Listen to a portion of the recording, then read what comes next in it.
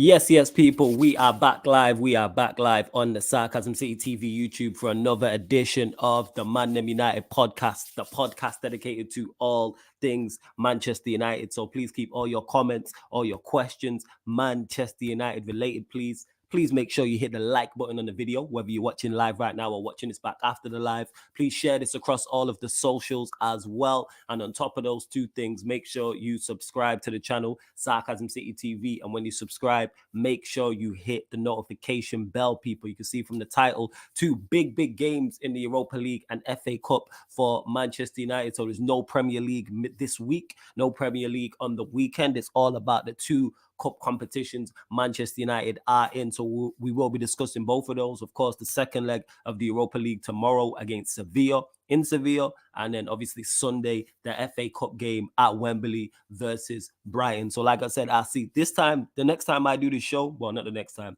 the next time I do this show on Tuesday, you know what I'm saying, next week, Tuesday, with my bro Ivorian, we could be in a semi-final of one cup competition, a final of another competition, or we could be out of all competitions and our season is over, legit. You know what I'm saying? But big up to my guy Ivorian in the building. Yes, family, what are you saying, man? You good?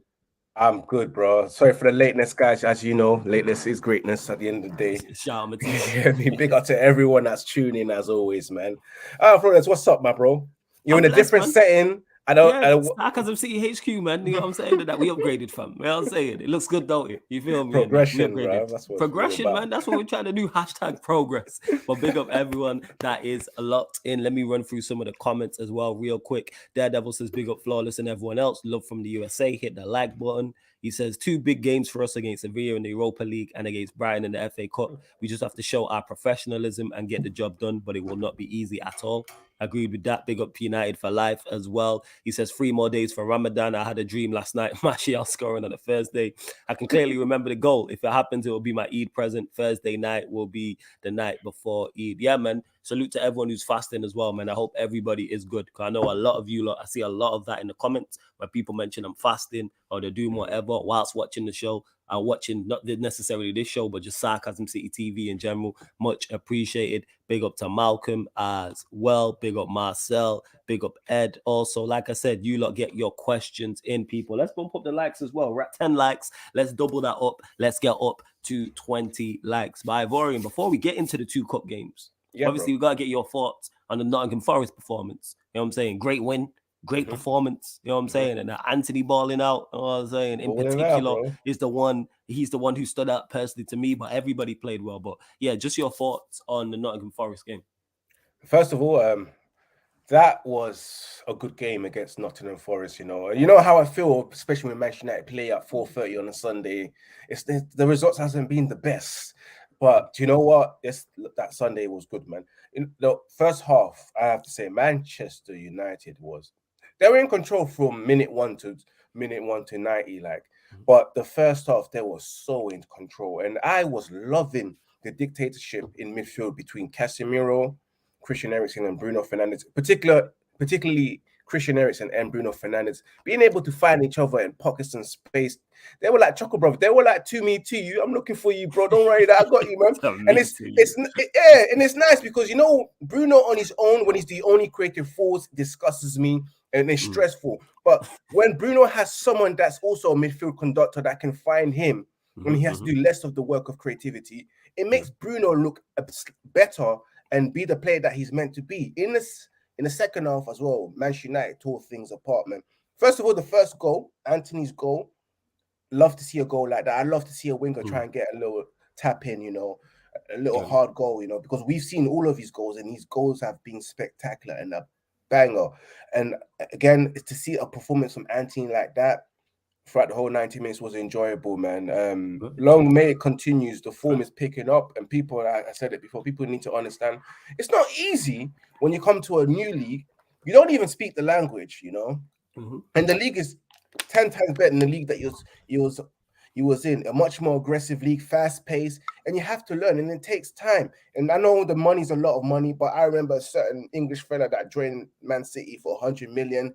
scored less than 5 goals, while our guy has adapted to a new league. He's probably got over 5 goals, if I'm correct. Probably like 6 or 7 goals so Something far. like that. I checked. Yeah, and a Something couple of like that. assists. He's got, and I think that was. I know he's got assists in. I think Mhm. the Europa League, but that was his first assist in the Premier League, I believe. But yeah, Yeah. go on, fam. Well, to me, Carry on, carry on. that's a good season, and for someone that's just come into a new league, adapting, learning the language, you know. And of course, the second goal, Dalot, I'm so happy for his first goal for Manchester United, you Yeah, know. facts. And the wing play from Anthony at times was all probably screaming, "Pass it, man, pass it, pass it." But you know what? He knew what he was doing. That wonderful pass to find Dalot to come in to make it 2-0 for Manchester United. Manchester United had an exceptional game. The only downfall was that it was just only 2-0. You know, the amount of shots we've had against their goalkeeper, Neves was the man of the match, in my opinion, overall, although Bruno got it. But in my opinion, my man of the match was Anthony for the performance that we've been waiting for. I just hope that Anthony continues with the performance that he gave us and continues to just stride, you know, and prove everyone wrong, because I know there's a talent there. I know the players there, and I know it takes time. And one of the most lovely things that I loved about that match, you know, the moment Anthony scored, I think it was with Dalot, and they were celebrating. The guy was happy at first. As soon as he saw Maguire, his face changed. That was funny. That is a funny meme. Yeah. That is a funny. I mean, you again. Oh yeah, I forgot you played for us. You know, that's how you know. But Maguire, the first 20 minutes, my God. Like, he had a decent game afterwards, but my God, you know. Do you know what? Let's be thankful we've got Lindelof, because he's the third best defender in our team. That Maguire guy, man, I sometimes think he plays against us. The own goal he scored against us, people can say it was by accident, but the guy kind of directed the goal. His head towards. You can't blame him for that. Like, no, I'm gonna blame him for that. No, he didn't hit it wide, bro. Man directed it. Man knew what he was doing, bro. Like, I'm not gonna accept this, but the English media can just try and cover it, sugarcoat it as much as you can. But I saw his head turn towards David De Gea and direct the ball back into the net. So yeah, man, Maguire out forever, but love the performance, and hopefully we do something this weekend. I know we're gonna talk about the next coming fixtures. Yeah. So yeah, man, it was a good game. It was a good game. You know, yeah, 100%. Again, you lot continue to get your questions in, people. Just keep it Manchester United related, please. They don't have to be on the Forest game. We don't have to be on one of the cup games coming up. It can be something completely else, completely different. It may be something in regards to the owners, maybe the manager, maybe a player we've not mentioned already. And of course, if you super chat, we'll get straight to your question as well. We'll interrupt to whatever conversation we have going on. Don't forget, link for the membership is in the pinned comment as well, people. Many great perks. Check it out if you want to join the Sarcasm City TV membership. That's one surefire way to make sure you get on the channel as well. 3 different levels, so make sure you check it out. I'm going to add Ivorian's channel to the title as well. But you mentioned it there, actually. I forgot we haven't discussed that either. But obviously we'll discuss it now, so we can do it in full, actually.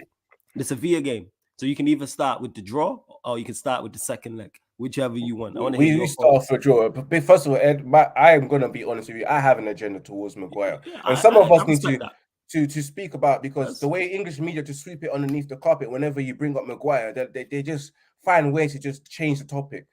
Some of us need to speak about it, and we need to speak the truth. But yes, I have an agenda, and I'll openly tell Maguire I have an agenda against you. It's simple as, man. But yes, back to that game. You know what was so funny, Flores? You know how I was saying that Sevilla or like the Real Madrid or the Europa League, and everyone was like, but they're in the second page of the La Liga, bro. Yeah, they're not doing too well. They're a shocking outfit. But this is their competition, Flawless, you know? And again, we was unlucky. Yes, we was in control. It should have been more than 2-0. We should have finished off our food. We were just unfortunate to just lose the lead. Of course, Ten Hag probably just thought, you know what, let me take one foot off the pedal and just make some changes. And that's where the changes as well took effect. When you bring on Maguire, you know, and it hurt me to see my boy Sancho get injured like that, man. I think we all felt that, bruv. Yeah, him and Varane, 100%, I agree. Him and Varane. Yeah, but Lisandro one hurt me the most, because I know Varane's one, it can be a week or two, but the way Lisandro got injured, no one was near him. I mean, no one touched him, no contact. That one there is serious, man. And the fact that his own veterans from Argentina had to help him and escort him off the pitch, you know, carried him off, you know, says it all, man. But that hurts. But the match itself, the second half, where Manchester United just sat back and let Seville equalize. That's trouble to me. And I'm not looking forward to the second leg, Flawless, because Really? Okay, go on, I elaborate. know it's, to me, the second leg can go like this. It's a make or break, and it will determine how a week goes, in my opinion. If we don't go there and win, we won't beat Brighton this weekend. You know, if we get knocked out, because I feel like that Wait, momentum say that will again. carry Run on. that back. Say that again. Say that again. So this week can determine Yeah, two yeah. factors. If Okay. we go to Seville and don't win and get knocked out, Yeah. I don't feel like we'll knock out, we'll beat Brighton on the weekend for the FA Cup. So If you think they yeah, go hand in hand then? So you think they if go we hand knock in out hand, if we man. knock out Sevilla, then we'll beat Brighton. But if we get Because the knocked out to momentum is Sevilla, we'll there, knock yeah. out. You saying, all right, moment, that makes sense. That makes Yeah. sense. You know what I'm saying? I hear that. I'm saying But I that's don't second agree, leg. but I understand where you're coming from with because momentum's a big thing. You know what I'm saying? And form and confidence in football. But go on, carry on. But that second leg at Seville, I'm hoping we do something. I hope we win, because it's going to be difficult to go there, and of course this is their competition at the end of the day, and they haven't been in the best form. We all know it, but this is their competition, and they live for this competition. And you saw that last week, Thursday, when they came back and they went for it as well. They didn't hold back; they went for it, and maybe because we made those changes and allowed them to get back into the game. Hopefully, Ten Hag, as he's a smart, meticulous man, won't make that mistake. Maybe in the second leg, he might go for it and just, kill the game within the first 45 minutes, probably by 1 or 2 goals. But then I think about our problems with Maguire at the back and Lindelof. Would they be ready to play a high line? Would they target Maguire? Here's the thing: those are the questions that needs to be asked. With Sevilla with a high line, they got no pace. Who's the pace? It's not like they have a striker who's quick. As much as I hear you with Maguire, yes, it is a red light. It's a cause for concern, major cause for concern. However, where's their pace? We played them as bad as we were, because I don't think we played well against Sevilla at all in the first leg, even when we was 2-0 up. Like, minus that passage of play where we went 2-0 up, I thought we were shocking. Like, I was cursing on my watch along, like, what is going on? Like, even with the first team, whether with the changes or not, and it just goes to show the importance of our better players, the players I've been talking about in terms of Varane, Martinez, Casemiro, and Eriksen are not much sharper at that point, and no Rashford. Those 5. People say, oh, you're a one-man team. No, we're a 5-a-side team. And when them 5 players are not playing, or they're playing and not playing well, we really struggle. Because Sevilla, we did our best to give Sevilla that game, and they still couldn't take it. They still couldn't create. They still scored 2 deflected goals. That wouldn't happen. Goals. Yeah, own goals. 99 out of 100 times, those don't happen. That's not to take away from Sevilla, because we gave them the game.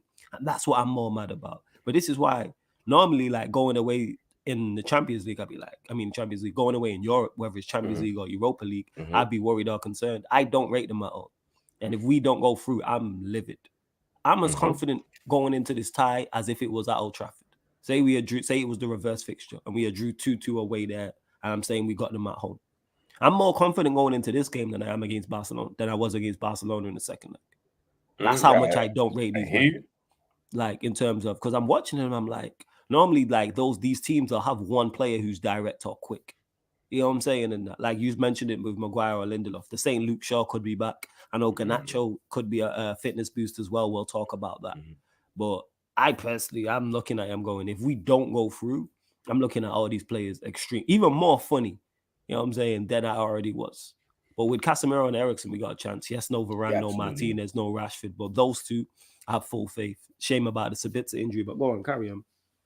Yes, so yeah, I don't, with that match again, if Ten Hag sets up the team in a way and he plays his strongest 11 against Sevilla, then we got a good chance of beating Sevilla at their own ground. But as long as he continues to make those decisions, and if he does, and we're 2-0 up again, and he makes those changes and bring in those players that are just clearly not good enough, and whenever they come in, it's just a big drop off from the standard that we're used to. So I'm just hoping that Ten Hag can just get these players played a full 90 minutes, man, against Sevilla.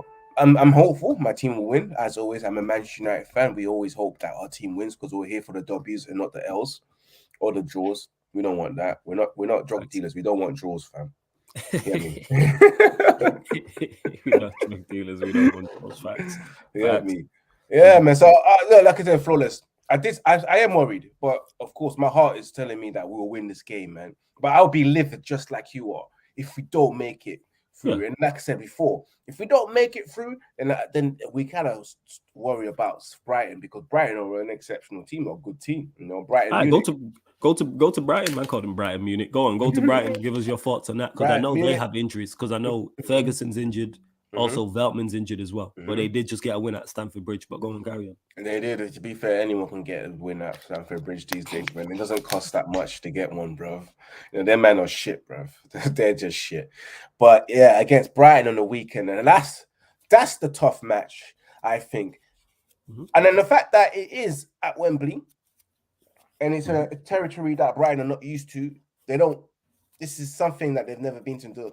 The expectations, and I think the pressure will be more on them because they've never been in this situation. We was there not long ago. 2 months ago, we was at Wembley, and the expectation was on us to win our first trophy of the season in the longest time in the last 4 or 5 years, and we did that. But again, Brighton has been great so far this season. It will be a difficult encounter. I have the feeling that this match might go all the way. Yeah. When I mean all the way, maybe going. Oh, you mean extra time penalties? Extra time. Not, I wouldn't say it's entirely penalties, but extra time somewhere. But I still believe our team can go through, knock them out, and go to the finals. And I'm sure they'll be motivated for that. And I'm sure Ten Hag will motivate. But again, I don't think it's going to be a game where Manchester United will dominate the whole entire game. I think Brighton will have their moment, just like the way we played against Newcastle, and Newcastle had their moments. At times, I think Brighton will have their moments, and they'll have their spells where they put us under pressure. But it's just about how we'll deal with it. And as long as we have Casemiro there, we have Eriksen there, we're going to be all right. Yes. Honestly speaking. That's especially with Casemiro. Yes. They're the two I'm looking at. Like, you lot are going to carry us to victories. We have deficiencies at the back, but when Casemiro's there, he can protect Maguire. Yeah. Because Maguire needs protecting all the time, so he can protect him. So hopefully we will get through, man. What's your thoughts on both games? On both games, Sevilla, I've spoken, and I've been starring all the best questions. Don't worry about that, you lot. So yeah, continue to get your questions in, people. Continue to get them in. Rolls over 50 of you lot in the building. Make sure you get us up to 40 likes. We're only at 29 likes. Get us up to 40 likes. And if you are new here, make sure you subscribe to the channel, because big up to Boney Tiller, who says big up Flawless. First time watching you on your own channel. Well, welcome, man. Welcome. I don't know where you've watched me from, I'm saying before, but big up to you for watching me previously, and it's good to have you here, and we hope you're here for the longest. In regards to both games, Sevilla, yes, they're a shocking outfit. I'm not letting the 2-2 cloud my judgment. I didn't come out of that game and go, well, Sevilla are a better team than I thought. If we go away to Sevilla and they bop us off the park and win 2-3-0, I'll hold my hands up and say, well, I called this wrong. I did not see this coming. But I looked at their league form, spoke to the likes of Dennis, who's in the chat, who's a Real Madrid fan, so he's watching La Liga week in, week out, and he said they're not a good outfit. I watched them. They look like a side 5 points off the relegation zone in La Liga. This is why I wasn't concerned during the game. Then I watched them. I looked at them going forward. They have nothing going forward. They was only going to score from our mistakes. And look what happened. They scored from our mistakes, us allowing them into the game, us allowing them possession. Because a good team beats us at Old Trafford. Any team of any quality, if we play like that against Brighton, Brighton will beat us. Any team in the top 10 in the Premier League, if we play like that against them, we 110% get beat. If we played like that against Barcelona, they would beat us. And I don't even rate Barcelona like that. So in regards to this game, I'm fully confident going into it. And somebody made a great point in the chat. Here it is. United for Life says Sevilla will have to come at us to get a goal, especially that they're at home and the crowd will be pushing them to attack. I have no doubt that we will have spaces to run into and take advantage. People ain't taking this into consideration. And you know what, United for Life? I didn't until you just said this. This is facts. This suits us down to a T. All that pace on the break. Obviously it would be better if we had Rashford and Garnacho, but with Martial, with Anthony, with Sancho, I trust it, with Eriksen, with Casemiro, who can both make third-person runs, Fred as well. I have full faith. It's a straight shootout. So yeah, going into the Sevilla game, they're not a good team. And if we play above average, I think we win comfortably. If we play anywhere like we did against Forest, we bop these man 3-4-0. Comfortable. And if we don't, something went wrong. Now it's time for these players to stand up. Me and you and others praise these players. Your Casemiros, your Ericssons, and then the players you rate, Anthony's, Martial, Sancho. I'm looking at those. I'm looking at Casemiro, Ericsson, Sancho, Anthony, Martial. I'm looking at those 5. You lot are going to win us the game. You lot are going to win us the game. You lot are going to lose us the game. I'm not looking at Fred. I'm not looking at Wan-Bissaka. I'm not looking at Delors. I'm not looking at Maguire, Lindelof, or De Gea. Because defensively, that's not our strongest unit. There's no Martinez. There's no Varane. Big misses. So I'm not looking at our defensive players to do the business. For the first time this season, I'm looking at our attacking players to do the business. Because I look at the team on paper, that 11 that's going to go out there, and for the first time in a long time, we are better going forward than we are defensively.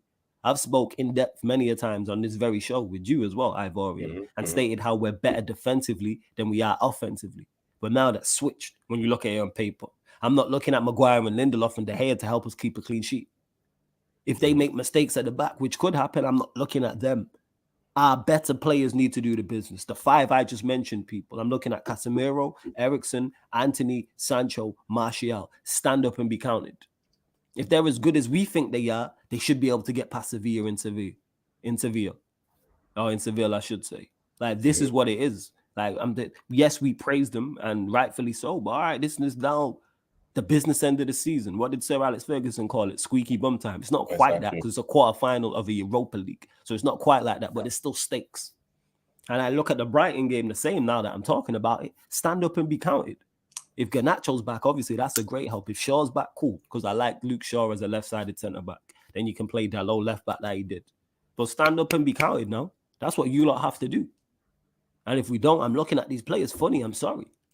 In particular, Sancho, Anthony, Martial. They're the 3, because Casemiro and Ericsson have done the business. They've pretty much carried us on their back at times. But Anthony, I need a performance against Forest. That performance against Forest, I need that in these 2 games. Sancho, you got to step up.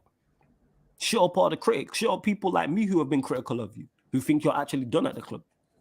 I don't see you at Martial. Your time. All we asked you was to be fit and available. But now you're fit and available. Now deliver.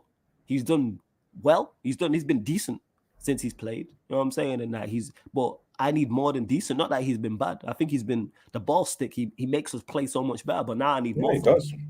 I need go give me a man of the match performance. Go ball out. Go give me a 9 out of 10 performance against Sevilla and get me 2 goals. You're capable. Sancho, give me assist and a goal. Anthony, same. We know them 3 are capable. There's no lacking. There's no doubt of their talent. But eventually, talent has to produce. Like, and I'm asking you, man, to produce in this 90 minutes. Get us through this tie. Because not just those 3, but the whole team cost us, because this tie should be over. When we were 2-0 up cruising, we should have got the 3rd and the 4th and killed the tie dead like we did against Real Betis. And we performed poorly and let them back into the game. So now not only do you lot owe it to yourselves, you owe it to the club and owe it to the fans. I know this is a bit of a rallying cry, people, but that's where we're at. I'm emotionally invested again. So let's go there and do the business. They're 5 points above relegation for a reason. It might have changed now. But go and do the business. That's all I ask. Go beat Sevilla on their home patch. Forget all this European heritage crap. They're not a good side. I'm saying people forget that when you win European competitions, you have good sides. That's why Real Madrid, who had the Champions League heritage club, went 12 years without winning it. You know why? Because the sides were crap. Liverpool were the benchmark in English football when it came to English league titles when they had 18. And guess what? They went 30 years without one. You know why? Because the team was crap. Oh, this Anfield hype. Yeah, that's all well and good. How come they never won the league? In the modern era, where the Premier League? Where the Premier League elite? Why? How come we've gone 10 years without winning the league title? You know why? Because the team's rubbish. Yep. That's what it is. This is why we've seen Leicester, who have no English heritage, win a title before us in that time. Chelsea have won a title. Arsenal could win one. We've seen Manchester City with no English heritage or very little be the dominant force. You know why? Because they have an exceptional team. You need talent, people. Heritage is only going to get you so far. Find me a European side who just won a European trophy on heritage. It don't exist. That team don't exist. You need talent. And Sevilla have very little of it from what I've seen. Small sample size, yeah. But like I said, a proper team beats us 4-5-2. Let's play like that in the Champions League. We'll get bopped by Real Madrid or Bayern Munich or PSG if we play like that. That's just me, though, on it. As for the Brighton game, I think that would be the tougher game. That's the much more concerning game Do I think we get through? Yes, Mm-hmm. but it'll be tough. But the injuries to Veltman and Ferguson will be a help to us. That's what I would say. It is. Matthew says, would you go with Shaw and Lindelof as centre back? If Shaw is fit, I just have a feeling whatever will go with Maguire. If Shaw's fit, I can see him going with Shaw and Lindelof. I'd personally go with Shaw and Lindelof if Luke Shaw is fit. What are you saying, Ivorian? That's considering that probably Dalot was playing left Yeah, back let's say Dalot's or playing left back. Velasquez Yeah, fit. yeah. Yeah, definitely. You know me, like anything without Maguire, bro. That's what I'm all about, man. If Shaw's playing left centre back and Lindelof, I feel like I'm more at ease because Shaw's decent as a left centre back, and we probably think that we discussed it. Probably potentially that might be his position next season. So I'm all up for it, man. I just don't want to see Maguire in the team, man. He just plays against us, man. The first 20 minutes is always nerve wracking. His actions as well. The guy always, you always see it. The guy always steps out of line when we're trying to play a high line and be the first one to commit. He commits at the wrong time. I don't know if it's just a confidence thing or he's just not good enough and he just knows it, but he tries his best. Because there are a lot of people in life when they know they're not good at something and they're not meant to be here. When they try their best, it just never works out because they're just overthinking and doing too much. And that could be a Maguire situation, man. I hope at the end of the season they sell him, man, and move on from Hopefully. that, man. Hopefully, Right? man. But yeah. For real. Big up United Spurs of America as well. Says big up Flawless, big up. But yeah, Fury, Garnacho and Rashford are both currently injured, as I know.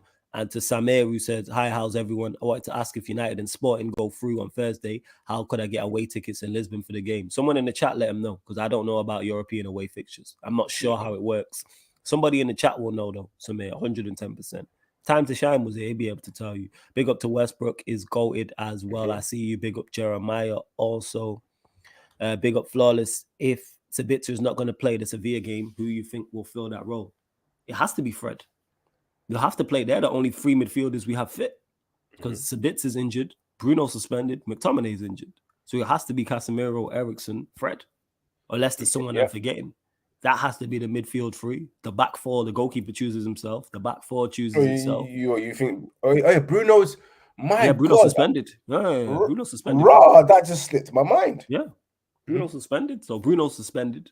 So we know what the back four is going to be. The midfield's going to be. And after playing against Forest as well, like that, it'll probably be that team. And rightfully so. That team deserves it again. But one thing, again, that United for Life mentioned is because Sevilla are at home, they are going to try and attack. And their attack is powder puff. They ain't got no attack. Got no punch. Zero. Got no punching power. If we concede against them, like I said, it would be one of two things. A set piece or a mistake by us. They're the two things. And that's what happened for the goal. You know what I'm saying? Mistake by us, the two deflected goals. Mistakes by us, I'm saying. And the only time they look threatening was set pieces. Like I said, if we do not do the business against these, man, I'm looking at these players even more funny. You lot might see me lose it for the first time if we go out to these, man. 110%. There's over 75 of you lot locked in the building. Big up. Let's get up to 60 likes, though, people. Let's get up to 60 likes. Subscribe if you're new as well. We're at 6,320. We're looking for 5 new subscribers. Only 5 new subscribers. And there's over 75 of you lot in the building. I know there's at least 5 of you lot who haven't hit the subscribe button. So subscribe to Sarcasm City TV and hit the notification bell as well, people. Hit the notification bell when you do so. And like I said, continue to get your questions in. Literally, these men are relying on Eric Lamela in 2023. My point. That's what it is. I was surprised to see him playing for Sevilla. I'm like, right, you still get ball. I thought you retired, man. And come around, spot on here with this. I'm going to get to this comment because there's a game that happened in East London that I'm going to talk about that dispels this whole myth about resting players, like going out of competitions to help yourself. So some United fans think they would rather go out of the Europa League and win the FA Cup. It's ridiculous. I want any trophy that we are competing. Agree with the latter 110%. I want every trophy we are available, that we are in, to be, that we're capable of winning, to win. Premier League, no. Carabao Cup, yes. FA Cup, yes. Europa League, yes. Why would someone want the FA Cup over the Europa League when the Europa League guarantees you Champions League football, also gets you into pot 1? Whereas FA Cup, I believe, gets you into the Europa League. Obviously, I want to win both. And this myth about going out of competitions, we watch Arsenal, who are chasing a league title, go out of Europe a couple of weeks back. They're playing now 1 game a week. They played 1 game a week. They drew to Liverpool. They played one game. They're playing one game a week. They dropped a lead also to West Ham. Bear in mind, people, West Ham played on Thursday because West Ham played in the Conference League. So West Ham played Thursday, had a rest Friday, a rest Saturday, and then played Sunday. Arsenal had a whole week rest. Someone show me the difference in energy levels. Did West Ham not match them? I watched the game. West Ham matched Arsenal. There was no physical decline. So this whole big myth about, oh, you need to go out of competitions to rest is nonsense. And Arsenal fans are seeing that now. I've always said it's stupid. Injuries going to happen, yes, but you can't legislate for injuries. Arsenal don't have no injuries, and they've dropped 4 vital points in this title running, and they've had 1 game a week. What are we talking about here? It's absolute. What's it called? It's absolute nonsense about the whole thing. All absolute nonsense about going out of competitions to be rested. Why would you not want to go and try and win doubles and trebles and quadruples? Is that not what we all watch football fans watch football fans? I mean, we all watch football for as fans. Yeah, go on, fam. Absolutely, but like the Arsenal are different to us. We as Manchester United fans are used to seeing doubles and trebles. You know, doubles especially on multiple occasions.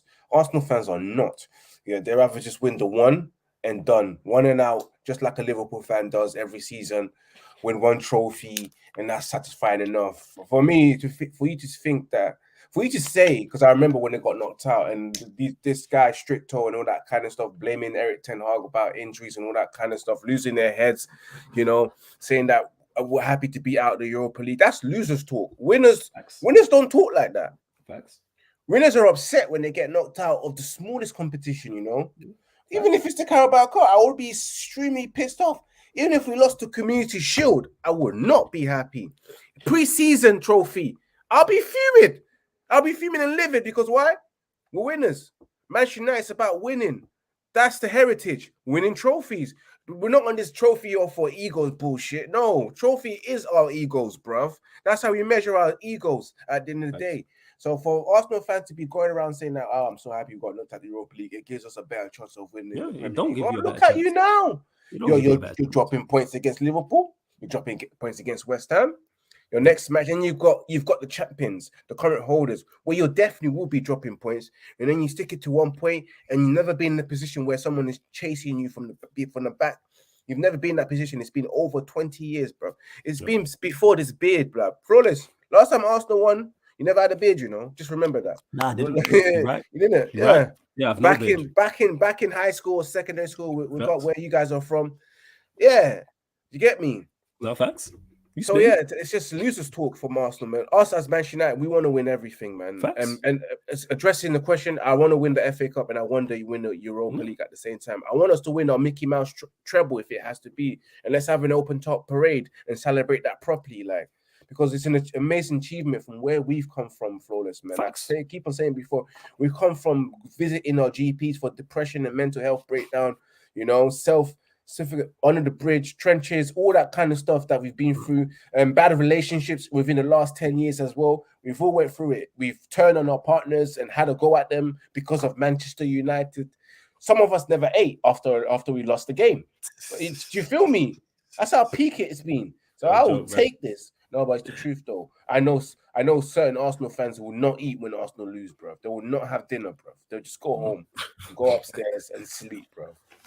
You know, I hear you. You know what I'm saying? Still large up everyone that's locked in. Over 80 of you lot in the building. We have hit over 50 likes, so big up to you lot. Let's get up to 60 likes though, people. Let's hit 9 more likes. We're at 51. And hit the subscribe button as well, because I know some of you lot are new. Like I said, we're only looking for 5 new subscribers. Hit the subscribe button if you haven't, because you're here, you're watching, you're enjoying the content. So hit the subscribe button, hit the notification bell, and subscribe to Ivorian's channel, Red United TV. The link's in the title. All you have to do is click the link in the title, opens up a new tab. You can subscribe to his channel and find all of his socials as well. And yeah, man, 1 trophy ain't enough. We went 6 years without one. Bring me 3. And is it the diet treble? Absolutely. But they're the 3 trophies we're capable of. Yeah, because Kaneki said it here. Give me the Bandulu treble. I don't care. I want trophies. I want an ego. Bunda Oli mentality. I know, bro. It is. Yeah, like they're the 3 trophies at the start of the season. We thought, all right, we can win. Nobody thought we could win the Premier League. But the other 3, it's like, all right, we're capable. We've got 1. Go and win the other 2. Will the FA Cup be tough? Yes, because highly likely it's Manchester City in the final. That's going to be very, very tough. We are not favourites for that. They are the strong favourites. However, we've beat them before. We can beat them again. and we're in the Mhm. final. All it takes is for them to have an off day, us to have an on day, and we can get past them. Europa League, we're still the best team left in the competition. Go and win that. Beat Sevilla, beat Juventus or Sporting, whoever it is. And then whoever it is from the other side, whether it's Roma, Feyenoord, Bayer Leverkusen, or Union St. G, whoever it is, like, go and do the business. Absolutely. Do you think Wan-Bissaka will keep Matoma quiet on Sunday, Flawless, since Matoma is a surprise and bright? I've trust Wan-Bissaka against any winger. He's the best one-on-one defender in Europe that I've seen anyway. So I'm fully backing Wan-Bissaka against anybody, any winger, whether it's a Matoma, whether it's a Saint Maximin, whether it's a Vinicius Junior, whether it's Mbappe, whoever. I trust him, whether it's KK from Napoli, whoever it is. That's what I'm saying. Samir says, would you take Ramos from Benfica for Manchester United next season? I would. I've not watched him outside of the World Cup, but I'm not really a fan of his profile from what I've seen. When I say that, just his lack of pace and power. What are you saying about Ramos? He was good in the World Cup from the games that he played, but I've seen some weird videos of him doing some nonsense to himself. So I don't know. Like, from what I've seen, I'm not too sure. We saw Darwin Núñez, whatever his name is, come here and hasn't had that impact. And I think he came from Benfica, right? Yes, he's at Benfica. Yes, he was at Benfica and he's now struggling. The Gonzalo Ramos, I haven't seen too much of him apart from the World Cup, so I'm not going to talk about someone that I've never seen before and say, yeah, he's sick. Yeah, let's get him. Right. No, man, I don't hear his name ringing too much in the media of him getting goals left, right, and center. We shall see in it because Benfica's still in the Champions League doing their thing. We shall see, but. In terms of striker, I wouldn't want him. No, because we can get better. We can always do better. We've got Osimhen. We've been linked to Osimhen. We've been linked to Harry Kane. And who else have we been linked to? And then to hear Gonzalo Ramos, that's like 4th or 5th choice. First, in my opinion. So let's stick with the Osimhen and Kane and whoever else that's the 3rd best striker in the world and get that. Because that's where we are. We need someone that could come in and that is technically the finished article, but we can still add to their game, or if not, we just get a Kane, which is the finished article, and you can't add anything to his game. And Jeremiah, yeah, I hate exactly what you're saying. And Jeremiah, yeah, man, of course, man, this would be the best season we've had as for United fans in a minute. Best season we've had in 10 years since we won the league. If we manage to win this treble, it's not the treble, it's a treble, people. But let's go. Like, it would be such a great platform for Ten Hag to build upon. If we do indeed win this treble, absolutely, it would be, without doubt. Absolutely, yeah, without doubt. And one thing is, it's to send a clear message to the board, those who run the club, that even more back this guy, give him anything he wants. Because why? He's gonna make you man's bread if he's successful and we just win trophies after trophies after trophy. Because our businessmen don't understand the business logic. More success equals more money, but they don't understand that. They don't understand that formula. They just want to break even and take dividends, but they don't understand that to make more money, you gotta be successful, win trophies, and the only way to do that is by investing into the squad and getting the best people in the job.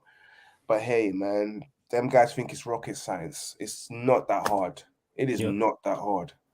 Fully hear that. Fully hear what you're saying. To Matthew says, do you think Casemiro needs to change his style of tackling in the Premier League? Because even on Sunday towards the end, he went in with a 2-footed tackle. Nah, that's him. I don't think he needs to. RJ will get onto this as well in regards to the new owners and that Sport Bible. We'll get onto that. I've started that, so we will speak on that as well. Yeah, Kaneki, we was in the trenches during the Oli era. I remember them, man. You know what I'm saying? 29 to 22 was the dark ages for us. Them Red Talks with Therapy with you, Rants, Aaron, Bainesy, and Cole. It was the only place we could actually hear unfiltered truth and unbiased arguments. Yeah, man. People didn't like it. You know what I'm saying? But we were spot on during that whole reign about that man Oli. We was. T says, flawless is just my opinion, but Maddison is not good enough for United or any other top 6 club. He would bench no one, only Liverpool. All right, Bears, each to their own. If you think he's not good enough, cool. I'm not here to change your mind. Each to their own. I'm not here to change your mind. Let's see. I've got a good question though. Go on. James Maddison, considering that both teams are going to get knocked out, or James Ward-Prowse to come in as a squad player next season? Maddison as a squad player is ridiculous. You know what I'm saying? He's our best, like I said, he would be our best number 10 without doubt. Mm-hmm. He's our best. He's easy our best number 10 without doubt. Like he's a quality baller. Look, like I say, watch him in terms of he passes the eye test, and then look at his numbers for Leicester. Mm-hmm. Look at his numbers. That's all I have to say. Man's got 9 Premier League goals in a side battling relegation. Yeah. I don't know how many assists, and I've watched him like bits and pieces. I watched some of Leicester, not all of the time. I'm like, but I've already been sold. He's been here long enough to the point where I don't need to watch him week in, week out.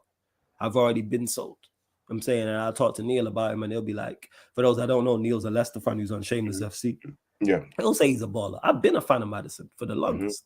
Mm-hmm. I'm like, he deserves his chance. Definitely deserves his chance. Manchester United bidder Sheikh Jassim is confident his offer for the club will be accepted by the Glazers. That's from the Sport Bible. Thoughts on this? Because it seems it's going a third round. What are you telling me? Have your thoughts changed, Ivorian? In terms of who I want as an owner, I keep telling you, No. Do you think it will happen? Do I think it will happen? Has that changed? It should happen, man. It should happen. It's the most logical bid that the Glazers want. If I'm hearing that, well, if it's the valuation that they want, roughly around £5 billion, that's a very good deal for someone who came in and bought Manchester United out of a leveraged buyout clause and only put about 100, 200 million of their money, and the rest was loaned from the bank and transferred the debt straight into Manchester United book, where you've never really spent your own money and taken out £1 billion.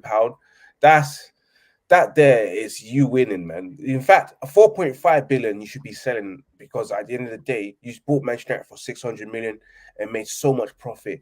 If you're trying to be greedy by ensuring that everyone in the family eats 1 billion, then you make me sick, man. Because at the end of the day, you're destroying a lot of people's lives. You're destroying. You've destroyed a lot of Manchester United fans' lives, and they've been wanting you out since you first came. You're annoying. You annoy us. You're like Cartman from South Park. Piss us all off all the time, bro. We don't even want to see you. We don't even know why you're a friend sometimes. Do you get me? So yeah, man, I hope they accept it. This is the best offer. And I know they want to try and find a way to remain, to make some money. But I hope they accept this. And I think it will. Like, logically, it's the best offer. I don't think Sir Jimmy Ratcliffe's offer come close to Sheikh Jassim bin Hamed, and even the other offers that are like minority stakes investments. That's a loan. Do you still want to pay people back in loans? No. Sell the club. Move on. Nobody likes you here. Like, have you ever been in a situation where no one likes you?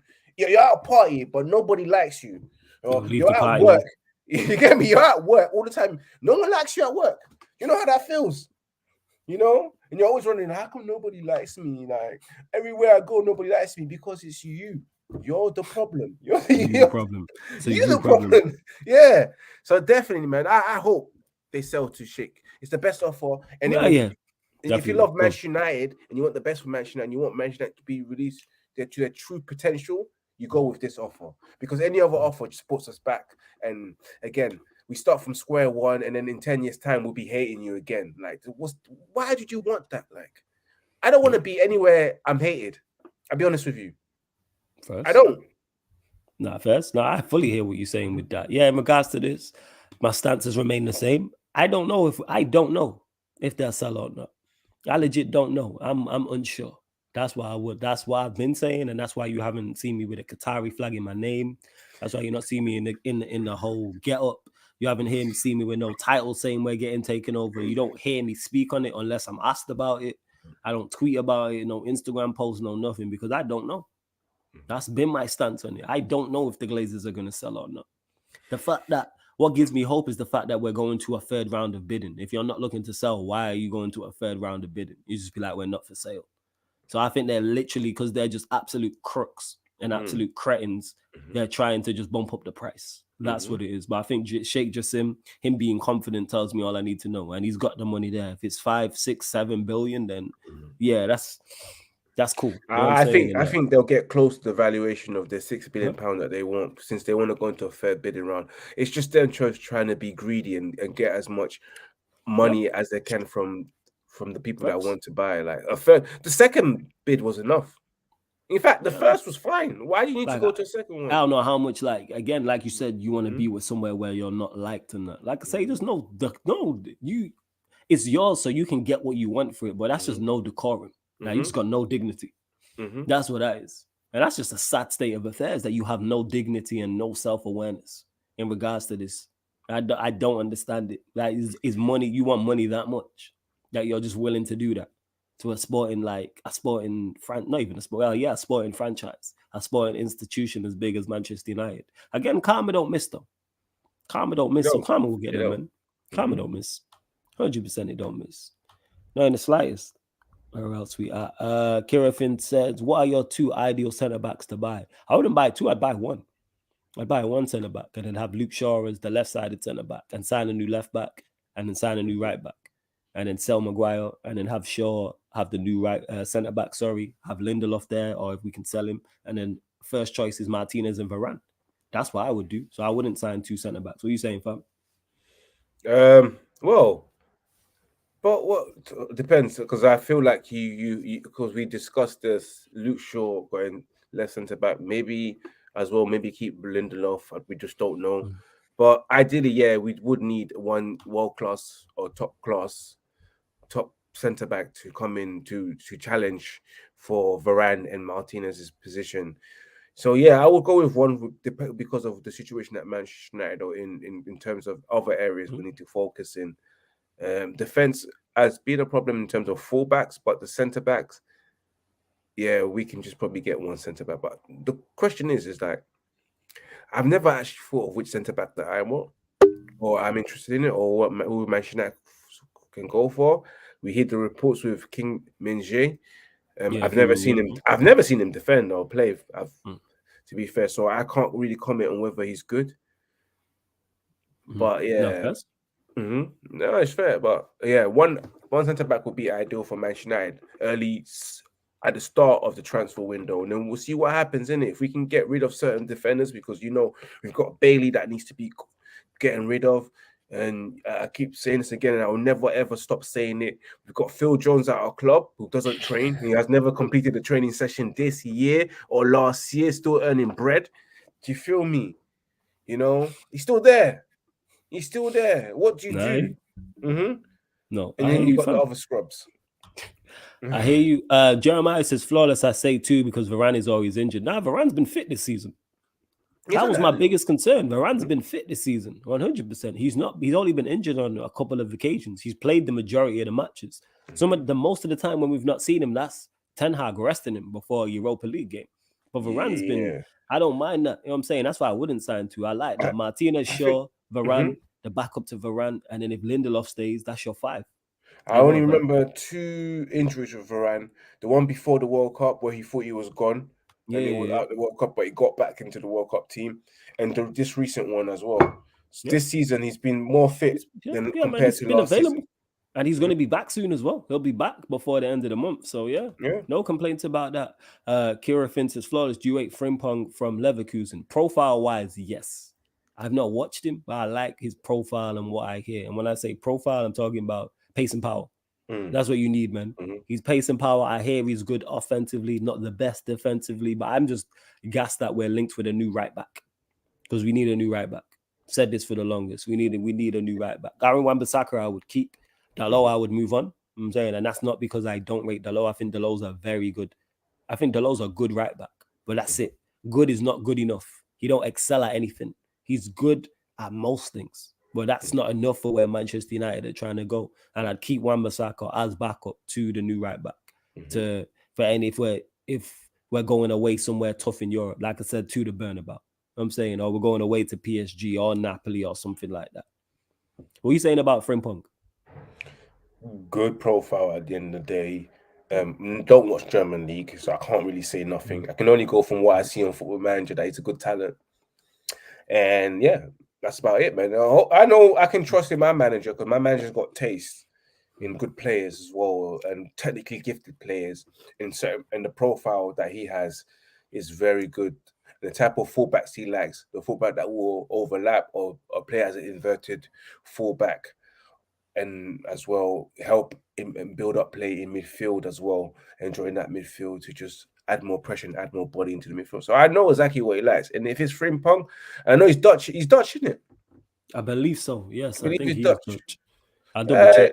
I double check.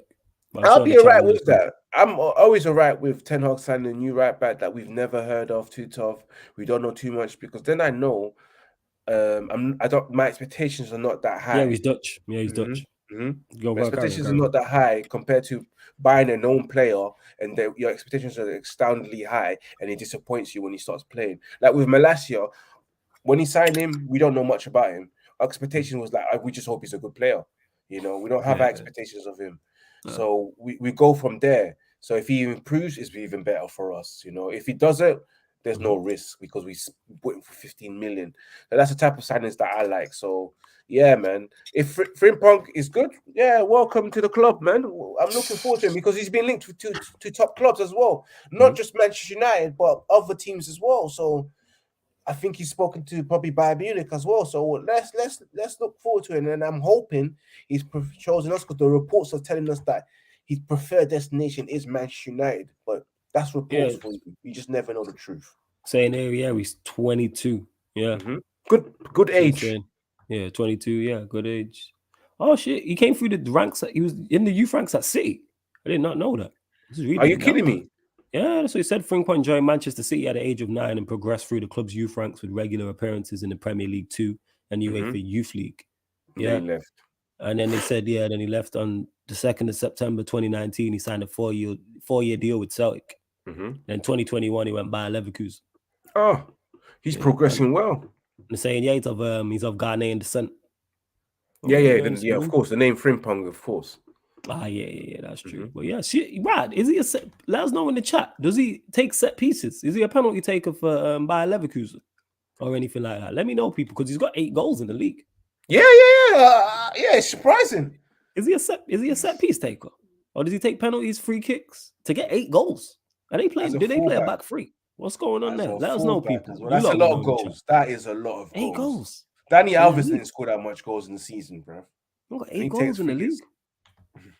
Friends.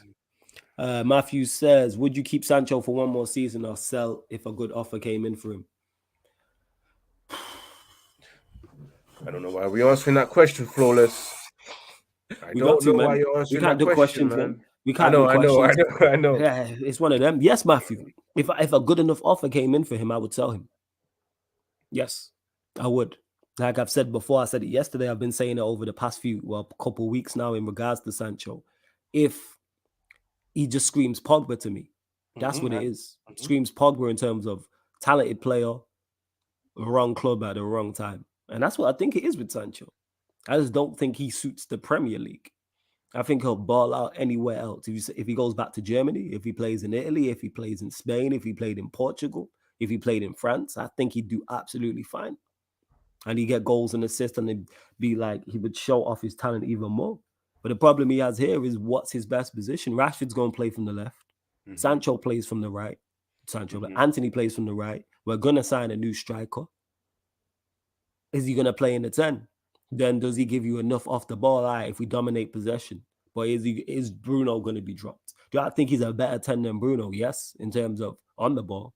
Off the ball, we know what Bruno gives you. But Sancho's not bad at pressing or anything, but it's just not enough. How much time do we give him? To the point where we don't know his position and what he does. So yes, if a good offer came in for him, I would sell him. But I wouldn't actively try and sell him. That's how I feel about Martial, though. If a good offer came in for him, I would sell him, but I wouldn't actively be like shopping Martial around and be like, yeah, let's get rid of him. But eventually, like, we can't just be relying on talent and him to come good. Plug says, is Sancho a flop now? Currently, yes, that is current, but that can change. Let Sancho have an incredible end to this season and have a great season next season, then we're talking about him completely different. And maybe with new players around him and more of Ten Hag's players in United dominating the ball, we get a better him. But the problem is, where does he play? Is he in the first team? That's the problem. Yeah, go on, Ivorian. My question to you was going to be, what is a good offer to you? Before I answer, before I take my take. I think 50, 60 M's. All right. I think that's a good offer. That's a good offer. I think 50, reasonable. 60 million, considering he's not delivered out. Yeah, how much we paid, which was 70, and he's not delivered for us. Like nowhere near where we expected him to be at. Not all his fault. He's not totally to blame, but he's not blameless. It's a mix of the two people. So yeah, like I say, pace and power, man. I'm saying if we get 50, 60 M's for him, I'm taking that. And I'm a fan of Sancho. What are you saying? What do you think a good offer is for him? And would you Uh, sell him if a good offer came in? without selling for good offer came in, I'm on the keep him for one more season because last season to me is none and void because everyone that was playing on the Ollie was rubbish, and it's because of the manager as well, and also some of the players are not good enough. So I'm gonna give him that chance because I always say before, if a lot of men can give Ollie 3 seasons and give him a new contract and think it was good enough, yeah, and he done well, then I'm gonna give Sancho at least 3 years to prove himself because technically last season wasn't his season. It was a voided season. It never happened. This is his actual first season where he's really involved, but it's just unfortunate about the mental health situation. The fact that he started off so well at the start of the season and then had to dip and sort himself out and come back in. Like we haven't seen the Sancho that we want to see. Yes, I can agree with you, and he hasn't been as consistent.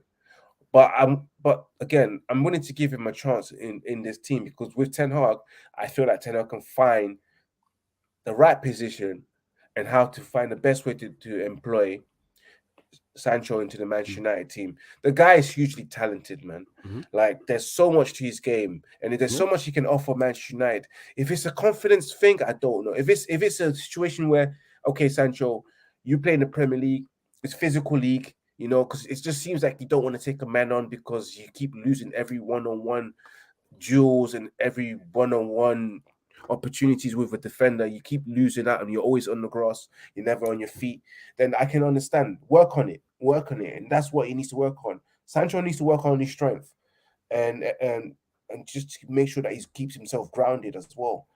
I believe in the player, man. I see a player that can do a lot of things and go far in places. It's just that he just had the last 2 years hasn't been great for him. It just hasn't. Facts. Like a good offer comes in to me, he's 50 or 60 million. I don't know, man. I don't know if I will take it now. Maybe the following season, yes. But all right, But, if he has a poor season next season, one oh side. yeah. That's it. No. My point is, you don't get 50, 60 million for him. If he has another poor season, that's 3 in a row. All right, even take the Ollie one out of it, that's 2 in a row. You're no longer getting 50, 60 million because he's slightly older, and then it's kind of like, all right, cool. What's going on? And to Stu Norman says Luke Shaw can last 10 years plus this next 4 years with only having 10 assists in the league. Sancho deserves the same amount of slack. I don't cut Luke Shaw no slack. Yeah, Stu Norm said it right there. We're giving Luke Shaw 10 years, bro. I haven't given no. The club gave Luke Shaw 10 years. I didn't give Luke Shaw 10 years. I would have sold him after 3 or 4. You know what I'm saying? I did not do that. I would have done sold Luke Shaw. People. So don't, and I hear what you're saying, Stu, but that's not on me. That's why I don't cut none of these players slack. Deliver, perform, or you get moved on. That's why I'm here now saying Luke Shaw. I'm saying still now, even though he's had a good season this season, I want him as a squad player next season. Backup centre back. I've said go and sign a new left back. I've seen a report saying that both is it Manchester City and somebody else are interested in Alphonso Davies. How true that is, I don't know. But if Alphonso Davies is available, we should be all over that. Go for it. We should be all over that. Yep. If we let Alphonso Davies go to Manchester City or someone else and we don't even try and make a bid, I will be livid. You do not let a player of that caliber just go somewhere else. And we need a left back. I think Alphonso Davies fits the profile of Eric Ten Hag. I don't think he will sleep on that. You'll probably bang on the drum of the board owners and say, "Can you go and get me Alphonso Davies?" Go get Alphonso Davies. How true that is, people, I don't know. It was in regards to someone posted it in one of the group chats I'm in. So it was from Twitter. How true it is, I don't know. But it was Manchester City. And was it somebody else? It might have been Chelsea. No, it was Manchester City, Real Madrid. They were the two. It was those two. So go sign him. But yeah, I'm not giving Luke Shaw 10 years. That's why, like I said, I'm here saying he's a backup player. I'm not giving these players any more time. Time's enough. The first season I give you, so Anthony, a Malacio, a Martinez, cool. You know what I'm saying? Even though they've all performed to me, I need to see more from Anthony in particular, but I have no qualms with them. But I'm talking about the players who have been here a significant amount of time. Players who have been here 3, 4, 5 years and longer. Time to deliver. That's what it is. And to Sharu says Sancho is mentality is the problem. The most useless player. That's incorrect. I don't think it's a mentality issue. People love saying that. And you know why people saying that? Because of his skin complexion. That's why that gets thrown at him. Because you never, let's call a spade a spade. We have honest and open conversations here. A mentality issue that's never gets thrown at a white player. Never. Doesn't get thrown at Maguire. How come we never get thrown at Maguire? How come it never gets thrown at Luke Shaw? You know what I'm saying? And managers have spoken about Luke Shaw. We've heard Mourinho criticize him. We've had Van Gaal criticize him. Poch, when he had him at Southampton, criticize him. Kyberson, I'm not bringing up race for no reason. This is just the facts of the matter. It's uncomfortable. When man is my skin tone or Ivorian skin tone or Sancho skin tone, all of a sudden people want to talk about mentally and mentality and all of these things. And attitude. Nobody mentions no attitude. Nobody mentions Luke Shaw's attitude.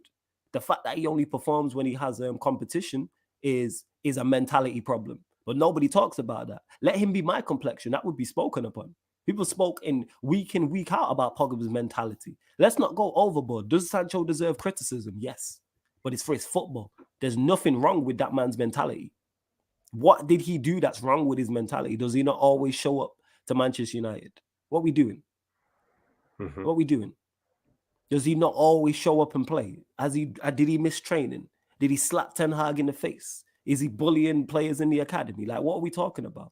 No, he's just performing poorly. From a footballing perspective, it's not a mentality thing. It's his lack of pace and power, which I've spoken about. Absolutely. So, yeah, it's not bringing up race. You know what I'm saying? Nobody says it was about any other colored player. It's an individual problem with him. That's it. I disagree because there's no evidence to back it up. Where's the evidence to say he has a mentality problem? Nobody knows him. So this is guesswork from the outside looking in. But this is only labeled at black players. It's uncomfortable, but it's only labeled. Why we never talk about Luke Shaw's mentality. We never talk about Maguire's mentality. You got Roy Keane on Sky Sports saying we're up here trying to do some PR for him. Yeah, trying to help him, but he's not helping us. Nobody talks about. Openly said it, you know. I was shocked. Nobody talks about De Gea's mentality when De Gea tried to leave. Nobody talks about when De Gea was dropped by Van Gaal and Romero was playing because De Gea wanted to leave. What are we talking about? Mentality problem.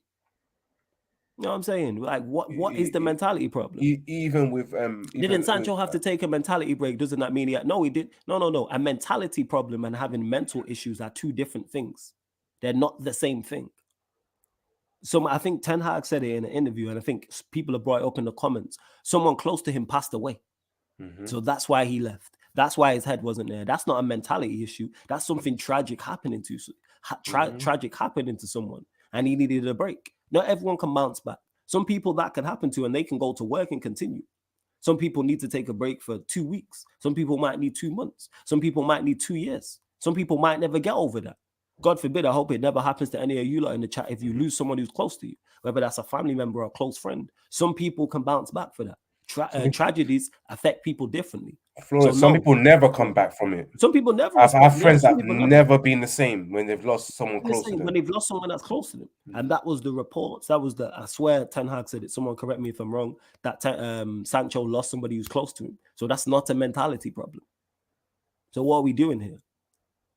Yeah, he don't have a mentality problem again, but as soon as a black player is going through it, people say, oh, it's his mentality. It's his mentality. It's his attitude. It's his issue. What are we talking about? What are we talking about? What I'm saying? Alisson lost his dad and was horrible at Liverpool. Was that a mentality issue? Exactly. If that's the case that happened, no. That's just mentally affecting you. And that's normal. I'm saying, because losing somebody is heartbreaking. Especially your pops. We've seen Adriano lose his father and then go down the rail, and that's it. So I'm just not liking the over-the-top criticism of Sancho in regards to it's a mentality, but nobody knows him. Unless you know him, shut up talking about he's got a mentality issue. What we talking about? Just because he don't run around and close down and he don't charge around, you don't know that man. So therefore, don't talk on him like that. See, Malcolm said, I think it was his cousin or something. Yeah, God forbid I lose one of my cousins who's close to me. I'd be devastated. God forbid that don't happen. So, like, I despise this completely. Talk about that man's football. And yes, there's uncomfortable conversations and some won't like it. You know where to click the X button. Because we talk about these things. Because like I said, as soon as it's a black player, it's mentality issues. And he's got an attitude problem and all this crap. Nobody knows him. Same shit with Pogba. But Luke Shaw will get off scot-free. Harry Maguire will get off scot-free. De Gea will get off scot-free. What are we doing here? Like, I'm gonna speak on these things. I think if he was a more nasty, aggressive, he'd be serious a player. That's just not his. That's just not his nature. He's not nasty or aggressive.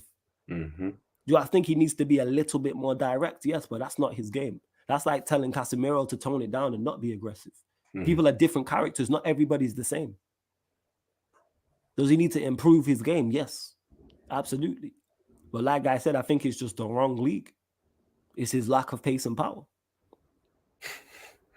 Hey, you lot bump up the likes before we close out, people. We're at 60 likes. You know what I'm saying? Get us up to 70 likes, people. Continue to subscribe to the channel as well. Make sure you subscribe to Ivoria's channel. Link is in the title as well. Don't forget, we're back here. No, not back here. After this, we will bring you the Chelsea Real Madrid watch along Champions League quarterfinal second leg on the Twitch, people. So yeah, that'll be on the Twitch 8 p.m. kickoff UK time, and then we're back at midnight for this. I know it's Tuesday, but we're back at midnight for the Sarcasm City Sports Q&A, people. So I've moved the show with the United Liverpool show to tomorrow. So yeah, midnight tonight. All of this is on the upcoming live stream schedule. Oh yeah, and do we have and it's Suns Clippers as well tonight, 3 a.m. on the Twitch. Playoffs. Yeah, playoff Suns Clippers game 2, people. So yeah, like I said, content's gonna keep rolling today on Sarcasm City TV on the YouTube and the Twitch. Hey, Kaneki, different. You know what I'm saying? Pogba lost his father and United fans were hurling abuse, death threats at him. But let us say Bruno was inconsistent. We are bullying him. Yeah. Oh, yeah, because I got into it yesterday. You didn't miss it, but yesterday I had a big Bruno debate with some of the Bruno stands in the chat. You know what I'm saying? And they would say, you going over the top, you bullying. Like, no, he's just not that good. Notice, people, when I criticize players, I talk football. I don't talk about a player's mentality and the player's issues and off-the-field stuff. No. I judge them on their footballing ability and what they say. Maguire's quotes come out, so I speak on them. I don't guesswork. I don't say a player has a mentality issue when I don't know his mentality because I don't know him. And Beef Bully, sorry to hear that, man. He said I unfortunately lost my uncle's mum the other day back home. Condolences, man. Sorry to hear that, man. I hope you're blessed. I really do. You lot continue to bump up the likes as well before we close out. What else? Is there any questions that we missed? Let me double check. Let me check your stars. Let me check. Yeah, I'm having a look here. I don't actually. We didn't actually. You know what? We'll go to this from Dennis. Big up Flawless. Just arrived in London for the game. Obviously, he's a Real Madrid fan, so he's going to the bridge. To you and Ivorian, what are your predictions for the Sevilla game and Brighton game? All right, so we'll go 1-1, and then we'll do the Sevilla game first, and then the Brighton game second. Ivorian, over to you. Predictions for the Sevilla game. 2-1 Manchester United. 2-1 Manchester United. Okay, yeah. I'm saying 3-1 Manchester United. I'm confident. You know what I'm saying? All right. Brighton game, semi-final. 1-0 to United. 1-0 to you, saying 1-0. Extra time. I'm saying 2-1 Manchester United. But I'm much more confident about the Sevilla game than I am the Brighton game. But I'm going back the team. Yeah. We always going back our team. Going back the team, 100%. Like, without doubt. Let's see what's going on. Let's see. Making sure I haven't missed any comments. Make sure you lot are bumping up the likes as well. United for Life says next season, every single one of you will be like, oh, I can't believe he wanted to sell Sancho last season. Exactly like Rashford this season. Sancho will shine with good players running around him. United for Life, I hope you're right. One, I hope you're right, because I wanted Rashford gone, because I judge it on performance. So, and his performance was shocking. So, I'm saying his performance was abysmal. So, that's why we all wanted him sold. But my question to you for the United for Life is, where does Sancho play next season? Because we're going to sign a number 9. Then we're going to play Rashford on the left. Anthony's going to play on the right. Bruno plays in the 10. Where does Sancho play? Who do you think gets dropped for him, should I ask? Because I don't see any of them players I've just mentioned getting dropped for him. So you let me know. I'm genuinely interested. Do you know what? It doesn't need to be dropped. It's always good to have all these players fighting for position. That's what I got to say.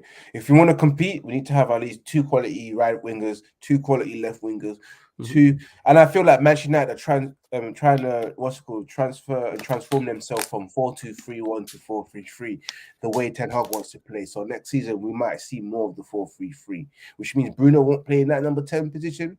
We play at 10 or /8. And while the other guy plays the 8/6, and then you got the 6 and the 4, playing the holding midfield role. So yeah, man, it's always good to have competition for places. So I'm not gonna be like, oh, where's he gonna play? there will always be games No, where everyone it's can good play. for have competition for places, 100%. But he's Mhm. talking about Sancho balling out. So He that will means ball he's out. gonna have to be a first teamer. I don't see him playing in the Doesn't first team. have to be a first Eh, teamer. He can play especially 1 week, the following week rested. maybe. Making changes week in. But you're talking about him also transitioning to 4-3-3. That eliminates him in one of the spots he can play in. That means he plays in one of the wide spots. Of course. But you have Rashford, you got Garnacho, you got Anthony, you got Diallo, and Yeah. him, which is great And him. options to have. I'm not against it. I'm Mhm. not against it. And bear in mind, I'm not advocate here, United for Life, saying sell him regardless. I'm just saying if a good offer came in, I'd move him on. Like, And also bear in mind that he can also play in midfield, so he can play that number 10 position as well. you can play number That's 10. also Yeah. an opportunity for him to play. Like I said before, next season is a big season. We need a strong squad that competes. We don't need a starting 11. We need a squad of 22 to compete at the highest level and win the big prizes. So yeah, I'm up for keeping him, even if it means another quality winger comes in. It is what it is, man. It's always having quality in depth. Yeah. Even if he's a bench player, our bench has had awful options the last few weeks. Look at City and Madrid's full of internationals. He can play either side. I'm with you on that, Stu. I'm with improving Manchester United's bench without doubt. But I suppose he is a good bench option. But I'm just like, you got to perform in it. You can tell people I'm fed up. I'm just fed up. I'm like, not just Sancho, but I'm saying the majority of these players. I've said it before on this channel. I've been saying it very frequently over the past few days as well. I would push the majority of this team off a cliff, metaphorically speaking. I would. I don't think they're good enough. Yeah. And they got to change my mind on that because I'm seeing performances, and performances are not matching the results we've had this season for the most part. That Forest game was the best away performance we've put in the Premier League all season to me. Why are we getting to April to put in our best away performance? Clearly, I can't even remember the one underneath that. It might have been Everton.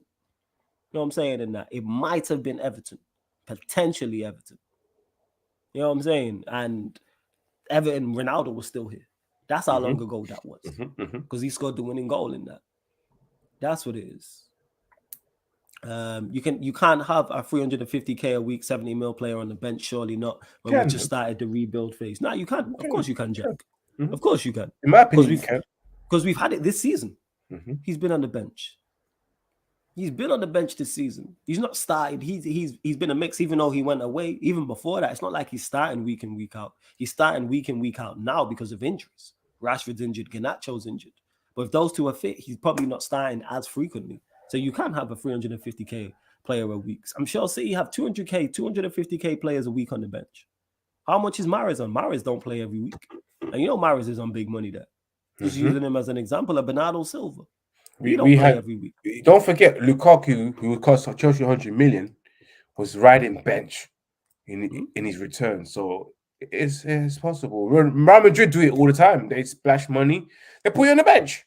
Yeah, Stu said it here. Ronaldo was on 500k a week and on the bench all the time. Like, so yeah, I don't think it doesn't. It's not. 500k. Yeah, 500k. Just because you're on a big wage doesn't mean you can't be on the bench. Like Sancho, if he's a bench option, cool. Like I said, I'm not here pushing and saying definitely sell him. I want him out the door. I'm saying if a good offer came in for him, I would take it and use that money elsewhere. Because again, lack of pace and power. I had these conversations. I had these doubts. You lot hear me bang on about PMP all the time because it's so important, especially in the Premier League. But it's an athlete's game now. It's athletes. It's runners. When you look at the 99% of the best attackers in the Premier League have that. They need more, yes, but they have that. You got Mahrez, you got Harry Kane. They're the two exceptions at the top of the game. They're two of the best players in their positions in the Premier League of all time. They're all-time greats. Mahrez is top 10 wingers, right wingers in the Premier League of all time. Harry Kane is top 10 strikers in the Premier League of all time. Well, you put them in that list is a whole different conversation. It's a whole different conversation. Well, that's my point. This is why I was skeptical about João Felix when we was linked with him in January. And now look at him at Chelsea. Super talented player. He's there, Sancho. Yeah. That's why he's got 2 goals in 14 matches. And he's got more red cards than assists. And he's super talented. That's not even me being critical. He's super talented, João Felix. Arguably even more talented than Sancho. But what does talent get? You have to produce. You have to perform. This is why I don't want Harry Kane. I don't want these. And Harry Kane's a baller. I've just said he's top 10 strikers in the Premier League of all time. Of time. But I'm tired of these immobile strikers who can't run in behind and can't move. Yeah. Easy to defend against. And Harry Kane, would he ball out United? Yes, he get plenty of goals, plenty of assists. Great for us. But I'm not with it. No pace. I'm like, nah, I'm not with it. I'm not. Yeah, Stephen, of course we have to get rid of players. McTominay, Weghorst. We don't have to get rid of Eriksen. I think you wilding with that one. Yeah, me too. I agree. Yeah. I don't know why you want to get rid of Eriksen. Like, I want to upgrade on him, but Eriksen's a very, very good squad player. Weghorst won't stay. You know what I'm saying in that? Weghorst won't stay, and McTominay needs to be moved on. I do agree with that, 100%. That's one of the reasons why I want Osimhen over Kane, plus the manager wants to keep Martial next season. I hear you, one done. I'm tired of these immobile players. You see it with like a Weghorst, and obviously he's nowhere near the level required or nowhere near the level, you know what I'm saying, Manchester United are trying to go. But imagine you give him pace and power, how much better he is. Yes, Steven, Eriksen's good, but we have to upgrade. Yes, I agree with you. But you keep Eriksen as a squad player. I've said that. Obviously, you're new here, which is cool. I've said I want to upgrade on Eriksen, but you don't sell Eriksen. You have him as backup. Eriksen as backup is the one. Yeah, Eriksen's a good squad player. Hopefully, De Jong comes. Eriksen and Cass rotating with De Jong would be fire. Hey, De Jong, Jesus. Well, Flawless, how are you feeling about that? Should Manchester United go back to try and buy De Jong? No, because he don't want to be here. Yeah, I know, innit? He's told you us don't want to be like here. 100 times. I mean, just what it is, man. 100 times. Like the gal don't want you, man. You know what I'm saying? Exactly. Move on. Asking the gal 100 times for a number, man. If she says no, then keep it stepping. You know what I'm saying? She's not the only woman out there. That's how I look at this De Jong thing. Just running down this gal. You know what I'm saying? Asking her number 100 times, she's not on it. She doesn't even want to give you the Facebook. She doesn't want to give you Instagram, the Snapchat, not even an email address. She said none. Nothing. Just leave me alone. Nothing. To Stephen, who says McAllister would be a good upgrade. I'm not too sure about that. I don't know about McAllister. I really don't know. Tony over Osimhen, Stu, yes, but that's simply because Tony's been in the Premier League. But if someone said Osimhen over Tony, I'm not arguing you down. But I'm just a big fan of Tony. I want both. Yeah, I'm being greedy, but I want both. Yeah. You know, it depends. If we're not keeping Martial for next season, I want both. I think Tony and Osimhen will be ideal to compete for that position at Manchester United. Tony's a sick baller, man. Like, come on, man. I want both because I feel like Osimhen will be the starting number 9 and Tony can come in or whenever he's injured or whoever needs to rest or needs to sit out.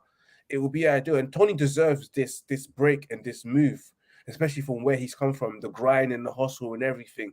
He deserves to play for Manchester United, man. He's one of the best. Look at the amount of goals he's got playing for Brentford. The guy's too cold, man. No, I want both, man. It won't cost us that much, you know. First, talk about it, man. No, it won't. How much do you think Brentford will sell Tony for? I think you can get him for 60, 70 M's. Or probably less, you never know, you know. We don't know what his valuation of his contract is like and how much years he's got left. You know, it could be a 50 million if we're lucky, but I doubt it because of the English tax. And they know that it's Manchester United who are desperate for a striker. Then they just add the 20 million and you're right, 70 million. But I still feel like Manchester United can get both because we're going to splash on Osimhen anyway. We're going to have to splash on Kane anyway. So we might as well just splash on better than Kane and just as good as Kane as well. I'm with you. Trust me, I'm with you, fam. I'm with you. Khaled says, who would you choose, Caicedo or Gravenberch? I've not seen enough of Gravenberch to know. Same with Caicedo as well. I do like Caicedo's profile, but no. You know what I'm saying? I've not seen enough of either of them to be like, yeah, go and get me them. But I've heard good things about Gravenberch. I have. I've heard good things about it. You know what I'm saying? Stephen love Bellingham. But I said I know. You're a fan of Bellingham. Talk about it. No, I've been a fan of Bellingham, man. The guy is spectacular for his age, man. Come on. The guy was 17. I was not even 17, 16 playing for Birmingham City's first team and then becoming a captain as well and just maturing as well. Like that, you don't see that all the time. And then the player that he is right now at Dortmund, he's an exceptional talent. And I can only see him getting better. And the guy's 19, 20? And you can see he's years ahead. He's played so much game. Like, name me any player that's played as much, same amount of level of game as Bellingham from the age 16 at the highest level and then go to Dortmund from 17, spent years, and you're currently the Dortmund captain as well, wearing the armband. That guy, I'm a big fan, and I just see him as a generational talent. I know we've been using that word quite a few times on selective players, but he is the real deal in the generational talent. And I hope Manchester United, Ten Hag, just go for him. You know, I heard that the Liverpool deal will not happen anymore. This is Manchester United to strike. You see, and I big up Stevens. So only Pedri is better than him, or probably Gavi on that level of those next generational midfield, and we should never be losing anymore. Like if he told me he was available, I want Manchester United to go and get that. You know, I was even upset when Manchester United never went for the Brazilian player called Endrick, that Real Madrid signed for 60 million, and the guy's only what 16 or 17. He's 16. No, 15, 16, and that's a talent, you know. And we snooze and losing out on these kind of situations. But I understand the current ownership we don't think ahead. We don't look into the future. We just do the then and now, and that's it. We are only reactive. We're not proactive. So that there, man. Yeah, Endrick is a baller, bro. And I think he's going to be one of the best footballers in the world one of these days when he finally makes that move when he turns 18. Because in Brazil, there are rules that you cannot leave the country until you're 18 years old. And which is good. It's good for the country, it's good. No, first, man. What's this? Funny enough, Melissa Reddy from Sky just said United won't get into a bidding war for Bellingham. Okay. But will there be a bidding war? Liverpool are not interested. Maybe Real Madrid is interested. Is Bellingham find a third player though? Where does he play? Is he not more of a 10? He plays. Let me tell you something. That guy plays in so many positions. The guy is well trained. He can play as a holding, centre mid, number 10. Sometimes you can play him on the wing as well. Okay. He's well diverse in his position. Like on the pitch, he plays in so many positions. So you can deploy him in a lot of positions. You can do what Ten Hag's doing with Bruno, but I feel like with Bellingham, he'll do a much more effective job than Bruno Fernandes will do. He wouldn't be as rash as Bruno Fernandes is by spamming and giving the ball away and etc. He'll make the right decisions, man. Nah, man. Jude is good, man. Yeah, and it'll probably cost 100 million. Yeah, that's what I'm saying. Obviously, this is what we're talking here. This is dependent on the budget that Ten Hag has to work with. If it's Glazer budget or it's Qatari budget, completely different. It would be nice if we had 400 million because I feel like we need 400 million. Oh, absolutely. Absolutely, we need 400 M's. To change the team. But again, what we want and what you want and what the fans want may be different from Ten Hag. I've already said I want 11 new players in terms of 6 first teamers and 5 squad players. And like I said, I would sell the majority of this squad. Or shift a lot of them from being first teamers into squad players and then them squad players into the stands. I said already, man, new goalkeeper, 2 fullbacks, central midfielder, attacking midfielder, striker. That's just the first team. And then backing that up, backup centre-back, 3 new central midfielders, 2 strikers behind that. That's a lot of money. But then again, like I said, when we went through it in terms of selling players, we could generate a lot. If we do sell the likes of De Gea, Maguire, Lindelof, Fred, McTominay, that's just 5 off the top of my head right there. Where you could go and generate and get money for. Never mind your likes of Tellez's, Bailly, Axel Tuanzebe, Brandon Williams, and players like that. That's 9. Phil Jones, 10. You know what I'm saying? Your guy Phil. Like, there we go. Love to everyone who has tuned in, though. Big up to you lot. Khalid says, do you guys think we need a right back if we were to keep Wan-Bissaka and Dalot? Yes, but I wouldn't like us to keep back. However, if we were to keep Wan-Bissaka and Dalot and we signed a right back and Dalot became a left back and Luke Shaw was a left-sided centre back, it's not ideal, but it's better than what we have. But I want 2 new. I'm tired. I'm fed up. I want 2 new fullbacks. I do. That's what I want. It is. Steven said, Musiala. I'm saying, you lot are dreaming. Why would Bayern Munich sell us Musiala? What is going on? And same with Bellingham as well. You got to be smarter with these. I don't think Bellingham's worth 100 million. I don't think he's worth 100 plus million. He's not to me. But I've said this, not just him. I think every... English tax, man. It's this English tax. I don't think there's a player on the planet that's worth that, apart from Kylian Mbappe. I would not spend over 100 million pounds on anybody. I wouldn't spend 100 M's on anyone. I don't think they're worth it. I don't think Bellingham's worth it. 120, 130 million for Bellingham. It's too much money. I feel like 70 million maximum for someone like him. You know, we're just being bumped, man. It's because it's Manchester United. Whenever people want to hear about us and they know that we're interested, someone that costs 20p, all of a sudden it's about 10 million, bruv. And you're like, right, I swear I saw 20p on that price tag. They treat us like foreigners who when you're, for example, if you go to Jamaica, you're not Jamaican, they will just try and scam the shit out of you. Something that costs $1, they'll tell you, for you, my friend, $20. You know, that's what it is. The locals trying to get the tourists. That's everywhere. Yeah. The That's locals what trying it to is, get the bro. tourists everywhere. That's what man. it is when they see Manchester United, man. That's the way they scam the shit out of us. 100% they try and scam you. Hey, you lot, hit that subscribe button, man. We're one short of 6,325, man. Hit the subscribe button. We're looking for one new subscriber before me and Ivorian close out. And yes, Matthew, I spoke on that. I'd love United to make a statement and try and sign Alphonso Davies. That would be the perfect left back for me. Facts. I don't think you lot final few questions in before we close out. We're going to go on for 5 more minutes. Ivorian, anything you want to speak on that we've not spoken on? Right. Because there have been some. Yeah. Oh, man. It's all good. Nothing's in my head right now. Nothing. No, there's nothing in my head. Yeah, cool.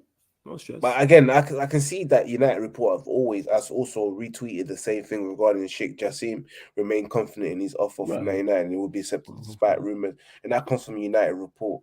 And that's coming from Jamie Jackson, who started reporting these things. But yeah, not a thing on top of my head in terms of Manchester United. We've covered a lot of things. Facts. Covered that. Yeah, no. All right, cool. To Khalid, who says, what centre back would you guys go for as there aren't many out there? Now, I disagree. There are centre backs out there. Say this all the time about every position. You know what I'm saying? I say this. Go and scout. There's hundreds of thousands of centre backs playing across the globe. Manchester United have all the resources they need, all the money they need, all the people they need to go and find one centre back. But in terms of the centre backs, I go get Kim Min-jae. 1, because I like his profile, and 2, he has a release clause. I believe it's 45 million. So I would just go and sign Kim Min-jae. That's cheap. That is peanuts. In the transfer market today, 45 million is peanuts for a player who's played. He's probably going to win Serie A. He's playing now in the last stages of the Champions League. Why would you not go and get him? Kim Min-jae, 45 million. And if it don't work out, you've only lost 45 million. Rather than if you wait to sign him after that, you're probably going to have to pay double. Probably going to cost 80, 90, 100 M's. Like for Kim Min-jae, we know what Napoli are like when in terms of doing deals. So yes, there is centre backs out there. I would personally go get Kim Min-jae. Manchester United missed out on the best centre back that was available for free, Martin Skriniar at Inter Milan, who will be joining PSG at the end of the season. Oh, he's joining? Okay. Man, you see how we've been snoozing out on free transfers. The only free transfer that we've actually bagged was Christian Eriksen. There's been so many players that we could have gotten a free transfer that would have fixed our team. Like, I understand Rudiger was always going to join Real Madrid, but we could have went for that a long time ago. Like, Skriniar is a player that would be fantastic in the Premier League, strong as well, and mentally strong as well, and he's a winner, and he's a leader as well. He would have done so well under Manchester United, but we snoozed on that, man. So, but I can't think of a defender on the top of my head because all the defenders that I want are at big clubs, and we can't get them. Yeah, first, like I say, Kim Min-jae is the one who stands out for me. But go locate a centre back. Same way nobody this time last year was talking about Lisandro Martinez. Now look at him. Go find me a Martinez because he was not on anybody's list. He was top and nobody mentioned him whatsoever. No one in chats. I didn't see nobody talk about. Yeah, go get Lisandro Martinez. Would you take Mendy from Chelsea? Because I don't know what's going on with Mendy. Is he injured? With the goalkeeper Mendy. Yeah. Nah, he's just been dropped. He got dropped. Potter dropped him, and then it is. Would you take him? No. Why is that? Because he can't play out from the back. Okay. That's what that is. Why would you take Mendy? Goalkeeper. He's a good shot stopping. Calm. He can't play out with the ball at his feet. It's De Gea 2.0. I'll take him and compete with De Gea. See what happens, isn't it? You better bring me a better goalkeeper than Mendy. You know what I'm saying? And to Stu says, what about Chelsea's relegation hopes? Their fixtures look rough. Yeah, their fixtures do look rough. They may not win another game from now to the end of the season. However, teams below them have to win. And there's a 12-point gap. If they were closer, if they were 6 points off, they're in trouble. But because they got 12-point gap, they'll be fine. They could drop to like 15th, 16th though. And if teams around them do manage to pick up points, then maybe, but I don't see it happening. I really don't. Not because I rate Chelsea, because I don't rate the teams around them. I really don't. Let me have I don't rate their owners, bro. I don't rate the owners. I don't rate the management. I don't rate anything about Chelsea, man. Oh, yeah, Chelsea suck. You know that. Mm-hmm. We know that. Let me have a look at the table here. 1 second. Yeah, because they're currently sat 11th on 39 points. And then Everton and Forest, 17th and 18th, are on 27 points. So, yeah, them teams have to make up 12 points, which I don't see happening. I don't see Everton and Forest, you know what I'm saying, and a Leeds all winning, you know what I'm saying, 4 out of their last 7 games. I don't see that. And do you know what? Do you know the funny thing about Chelsea situation? It makes me grateful that I had Oli. You know, because it wasn't that bad on Oli. You know, this time with Oli, we'll probably what the worst we've ever done was what? We finished 3rd and 2nd. But it was never this bad. I still got PTSD over that guy. I'm giving him no credit. Fuck all that. I'm just saying, innit? Like, I'm out here. You can just say, fam, I'm not with that. Oli lives in my head rent free, yeah? And he will do for a very long time. But I'm actually quite glad that we had Oli, you know, compared to what Chelsea's going through. Because by myself, but some people will understand that, right? You know what? Life was not that bad, you know, under Oli compared to Chelsea right now under Potter and under Lamps. You're comparing being in the mud to being in more mud. You know what I'm saying? No. But our mud, at least we got our hands coming out the mud, and when we get a little bit of air while we're still in the mud, bro. We can get some air now, bro. You get me? Our one is a bit different. These are the thoughts of Ivorian and only Ivorian. I'm not involved or invested. He's not involved. I'm not. I don't care in it. I'm not. Yeah. It's all mad. No. But look, you're not high, bro. I'm just saying that. Compare. Don't worry, man. Would you go back in for Timber, or do you think he's not got the right mentality because he didn't join in case it ruined his chances of playing in the World Cup? If Ten Hag wants him, yes, I would. But I don't know. He's a right back, I suppose. So I'm all for it. Centre back, and he plays centre back as well. So he could be a backup to Varane and a DM. So yeah, and low-key can play the left back position as well. Yeah, it's on Ten Hag because obviously Ten Hag knows him. So it's on Ten Hag. Would I personally go back in for him? No, I prefer us to go and get another right back or go get an actual centre back rather than a player who's good in multiple positions. So that's just me. We'll see. And to Cowboy says, I mean, you're not wrong, but goddamn, boys, have mercy. Well, we just spitting the facts, innit? We know Chelsea are trash, but you're not going to get relegated. That's the main thing. You lucky you ain't 6 points. If Chelsea were like 6 points off the drop, you lot would be in trouble. 100%. I'm here, but I don't see teams around you winning enough. That's what it is. You lot will survive, unfortunately. You have 39 points. You're going to get a point somewhere. And you won't get relegated with 40 points. And Khaled, we already give this, but we will. What's this? Oli got us to a European final and second place with City and Liverpool battling it out. He was bad towards the ends, but people forget what he did. He was shit, Stephen. That's what he was. He was shocking. That's why he can't get a job now. Oli was shit. Hyping up getting to a Europa League final, which we lost. Finishing second. Runners up, man. You don't get no winners' medals for that. He's trash. Let's not do that. You know what I'm saying? Hyping up finishing second. Or are we Liverpool? Khalid says, what's your guys' predictions with Sevilla? Can I just stop you because I think there's been some misunderstanding. Guys, I don't rate Oli. I just want to... Don't look at me like Ivorian's Price rates Oli. No, I don't rate Oli. I think he's shit. You know, I was always Oli out, you know, for the longest of them all. I'm just saying that compared to what we've been through at our baddest moment and compared to what Chelsea's been through in their baddest moment, they're in the mud compared to where we was under Oli. Like, it wasn't that bad under Oli if you compared it to Chelsea. You forget, you got a short memory, fam. You remember shows. No. I know. We was miserable as fuck doing this show under that guy's regime. I know. Some of us... I didn't see you smiling. I didn't see you smiling in months. No. You know what I'm saying in that? No. Mm-hmm. Like this guy, you think, but yeah, that's why I'm giving him no props. And like I said, if people want to prop up Oli, that's on you. Like, no, please don't. Like I said, please don't. People want to prop him up. There's a reason he can't get a job. If he did such a great job, why can't he in it? You know what I'm saying? Like, if you want to compare him to Lampard, you lot compare him to. That's shit versus shit. You know what I'm saying? But whatever, man. Big up Star Lord. I don't get this. Comparing two terrible managers. They're both bad. They're both awful. So what are we doing? It's like comparing Phil Jones to Harry Maguire. Both not good enough. Both poor centre backs. I know. Khalid says, what's your guys' predictions with the Sevilla and Brighton game? I said the Sevilla game, I said 3-1. Ivorian said 2-1, both to Manchester United. And then the Brighton game, Ivorian said 1-0, I believe. And I said 2-1 Manchester United. So, yeah. So, according to me and Ivorian, Manchester United are going to be in the semi-finals of the Europa League this time next week when we're discussing on this show, and also the final of the FA Cup as well, which I'm over the moon about.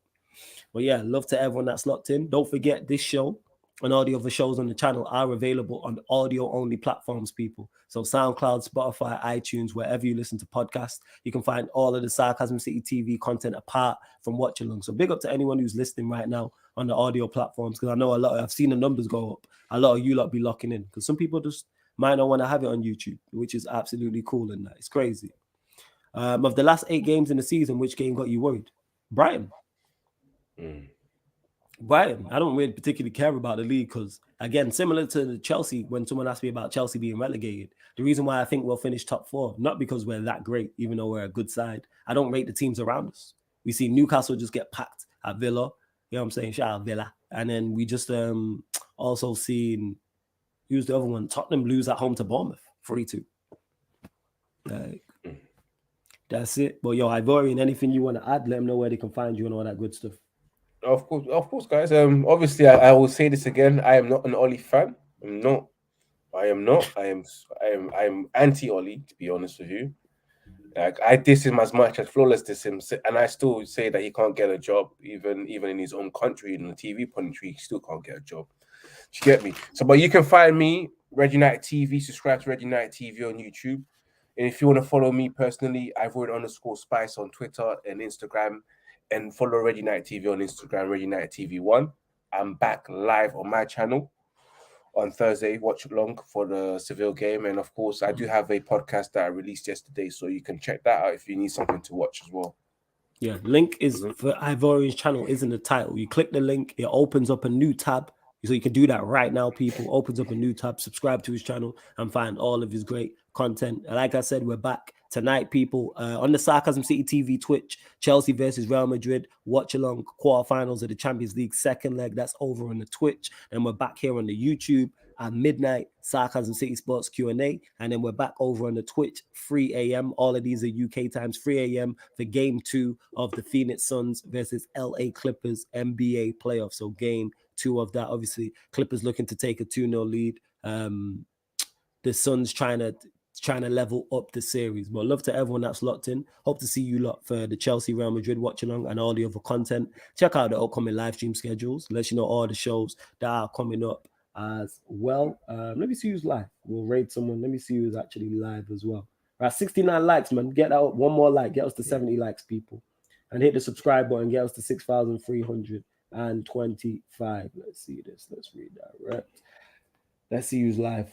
If no one's live, I'll just redirect you lot to the Q&A still. Yeah, no one's live. All right, we'll just redirect you lot to the Q&A. That's what we'll do.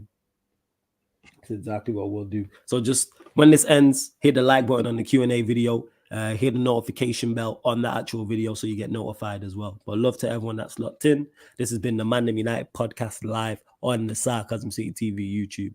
Big up.